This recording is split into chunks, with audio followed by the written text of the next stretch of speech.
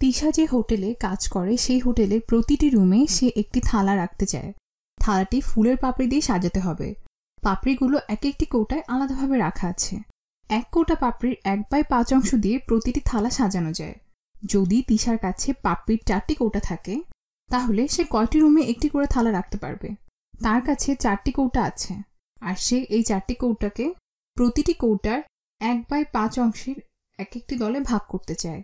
যদি তোমার কাছে কোনো কিছুর 4টি সম্পূর্ণ অংশ থাকে আর তুমি তাকে কোনো নির্দিষ্ট সংখ্যক দলে বিভক্ত করতে চাও, তাহলে তুমি সেই সংখ্যাকে দলের সংখ্যা দিয়ে ভাগ করবে। এখন তুমি 4কে 1/5 দিয়ে ভাগ করতে চাও, অর্থাৎ পাপড়ির 4টি কৌটাকে তুমি 1/5 অংশে ভাগ করতে চাও।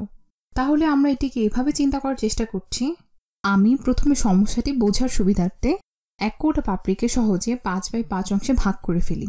আমরা অংশগুলোকে খুব সহজে এখানে চিহ্নিত করতে পারছি। তাহলে এক কৌটা পাপড়ি দিয়ে আমরা 5টি থালা সাজাতে পারি। এখন আমার কাছে 4 কৌটা পাপড়ি আছে, তাহলে আমি এটি পেস্ট করে ফেলি। 2 3 4। তাহলে তিশা মোট কয়টি থালা পাপড়ি দিয়ে পূর্ণ করতে পারলো? আচ্ছা, তার কাছে 4 কৌটা পাপড়ি ছিল। এখানে আমি এই রংটি ব্যবহার করছি। তাহলে এটা আমরা আবার খেয়াল করি।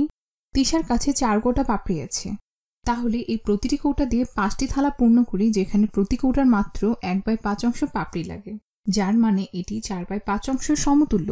অথবা আমরা লিখতে পারি 5/1 গুণ করা আর 1/5 ভাগ করা একই কথা।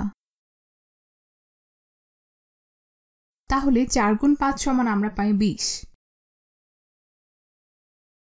তাহলে সে 20 কৌটা, অথবা অন্যভাবে বলা যায় 4 কৌটা পাপড়ি দিয়ে সে 20টি থালা পূর্ণ করতে পারবে। আমরা যদি এই সমস্যাটি পর্যবেক্ষণ করে দেখি, আমরা ইতিমধ্যে দেখেছি কোনো সংখ্যা দিয়ে ভাগ করার অর্থ হলো এর বিপরীত সংখ্যা দিয়ে গুণ করা। তাহলে এখানে 1/5 দিয়ে ভাগ করা আর 5 দিয়ে গুণ করার অর্থ একই। সুতরাং তিশা 20টি থালা পাপড়ি দিয়ে পূর্ণ করতে পারবে।